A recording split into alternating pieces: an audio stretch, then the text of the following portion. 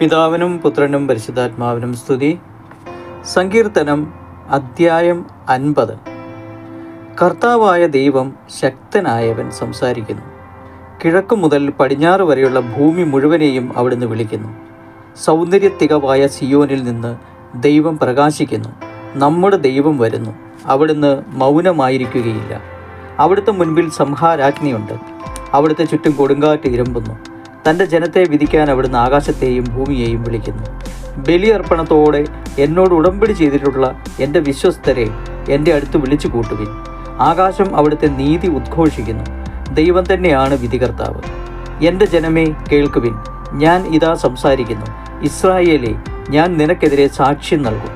ഞാനാണ് ദൈവം, നിന്റെ ദൈവം. നിന്റെ ബലികളെക്കുറിച്ച് ഞാൻ നിന്നെ ശാസിക്കുന്നില്ല. നിന്റെ ദഹന ബലികളിൽ നിരന്തരം എൻ്റെ മുൻപിലുണ്ട്. നിന്റെ വീട്ടിൽ നിന്ന് കാളയെയോ നിന്റെ ആട്ടിൻ പറ്റത്തിൽ നിന്ന് മുട്ടാടിനെയോ ഞാൻ സ്വീകരിക്കുകയില്ല. വനത്തിലെ സർവ്വമൃഗങ്ങളും കുന്നുകളിലെ ആയിരക്കണക്കിന് കന്നുകാലികളും എൻ്റേതാണ്. ആകാശത്തിലെ പറവകളെ ഞാൻ അറിയുന്നു. വയലിൽ ചരിക്കുന്നവയെല്ലാം എൻ്റേതാണ്. എനിക്ക് വിശന്നാൽ ഞാൻ നിന്നോട് പറയുകയില്ല. ലോകവും അതിലുള്ള സമസ്തവും എൻ്റേതാണ്. ഞാൻ കാളകളുടെ മാംസം തിന്നുമോ? ആടുകളുടെ രക്തം കുടിക്കുമോ? കൃതജ്ഞതയായിരിക്കട്ടെ നീ ദൈവത്തിനർപ്പിക്കുന്ന ബലി. അത്യുന്നതിനുള്ള നിന്റെ നേർച്ചകൾ നിറവേറ്റുക. അനർത്ഥകാലത്ത് എന്നെ വിളിച്ചപേക്ഷിക്കും. ഞാൻ നിന്നെ മോചിപ്പിക്കുകയും നീ എന്നെ മഹത്വപ്പെടുത്തുകയും ചെയ്യും.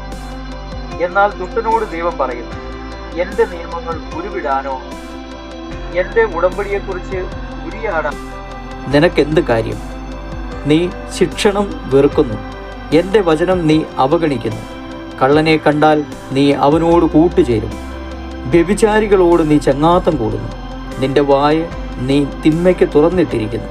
നിന്റെ നാവ് വഞ്ചനയ്ക്ക് രൂപം നൽകുന്നു. നീ നിന്റെ സഹോദരനെതിരായി സംസാരിച്ചു കൊണ്ടിരിക്കുന്നു. സ്വന്തം സഹോദരനെതിരെ നീ അപവാദം പരത്തുന്നു. നീ ഇതെല്ലാം ചെയ്തിട്ട് ഞാൻ മൗനം ദീക്ഷിച്ചു. നിന്നെപ്പോലെയാണ് ഞാനുമെന്ന് നീ കരുതി. എന്നാൽ ഇപ്പോൾ ഞാൻ നിന്നെ ശാസിക്കുന്നു. നിന്റെ മുൻപിൽ ഞാൻ കുറ്റങ്ങൾ നിരത്തിവെക്കുന്നു. ദൈവത്തെ മറക്കുന്നവരെ ഓർമ്മയിരിക്കട്ടെ, അല്ലെങ്കിൽ ഞാൻ നിങ്ങളെ ചീന്തിക്കളയും. രക്ഷിക്കാൻ ആരും ഉണ്ടായിരിക്കുകയില്ല. ബലിയായി കൃതജ്ഞത അർപ്പിക്കുന്നവൻ എന്നെ ബഹുമാനിക്കുന്നു. നേരായ മാർഗത്തിൽ ചരിക്കുന്നവന് ദൈവത്തിൻ്റെ രക്ഷ ഞാൻ കാണിച്ചു കൊടുക്കും.